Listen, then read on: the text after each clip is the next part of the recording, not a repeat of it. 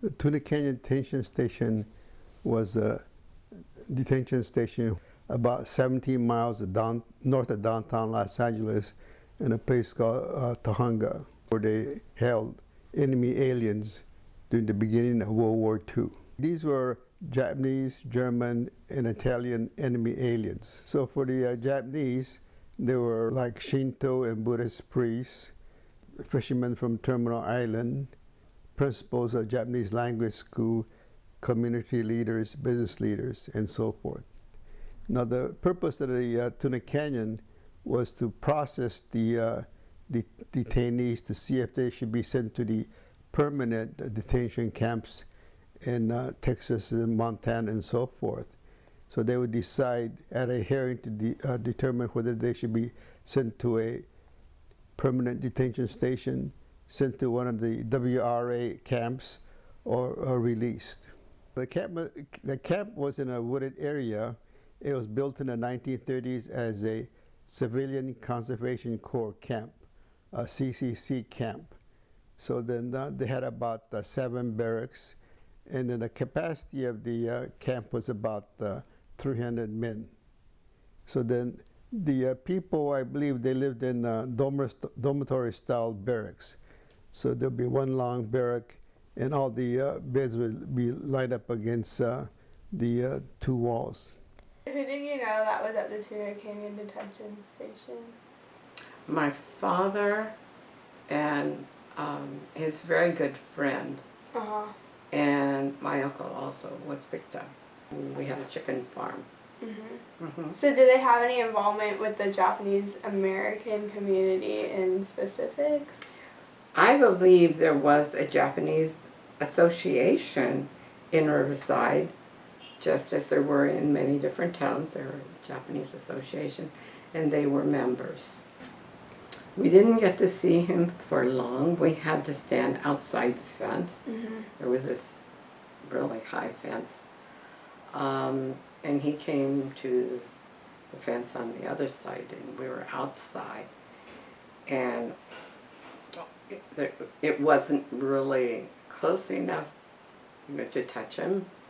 We just had to talk, and we couldn't talk very long. Where was your grandfather living before the war? Oh, he was living in Terminal Island, California. He was a fisherman. Do you know when he was arrested? A warrant was issued January, I think, 28th, and the FBI came to pick him up February 2nd. Did he have any position in the Japanese American community? No, that's the funny thing. He was just a fisherman, but he owned a small fishing boat. And I think if you owned a small fishing boat, you were suspect of contacting the Japanese submarines that were in the area. How long was he at Tuna Canyon for? I think about 3 months. My father-in-law had invented this car, developed this car, and he was going to take it to Japan to manufacture it in Japan, and it was going to be called the Fujioka car. And then when they got there, the car was destroyed in the 1921 or 22 earthquake in Japan. He and an engineer, he stayed on to help the government for about 2 years. And because he stayed on, of course, the emperor and prince, I think at that time was prince or something, they gave him all kind of things, and of course he got all this publicity because he was helping them. So when Pearl Harbor came along, they picked him up right away because he had that connection. He had just come home. I think they said it was about in the evening, 5 or 6 o'clock. Yeah. Did he have an idea that he would get arrested, or he had no idea? No idea, absolutely no idea. So how long was Mr. Fujioka in the Tuna Canyon? You know, I think they were removed right after April. So do you remember what the camp looked like? We weren't allowed to really go see much of it. There was guards around to keep us from getting too close or whatever. There were guards all over the place. When my son was 18 or so, well, he was in high school, and my mother-in-law, we lived a few doors away, my mother-in-law called me and says, "Send the boys over. Papa has a knife." and he's in the corner. And he had developed Alzheimer's, and all this, I think, was coming back. And he was saying, don't talk to anyone, don't talk to him, don't say anything, because they'll beat you, they'll beat you up.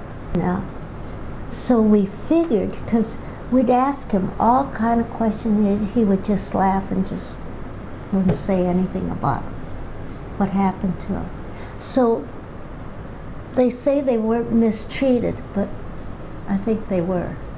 They were really, because it was a time of war, So I really think we came to the conclusion, even though he never talked about it, that he was, because of that incident. Ms. Okimoto, why do you think it's important for the younger generations to remember about Tuna Canyon? Because we don't want something like this to ever happen again. They violated his civil rights like he had none. The Japanese have a saying, shikata ga nai, you forgive, but you remember. It's important so that it won't happen again. That it is history. It's your history. It's our history. It's a history of the country.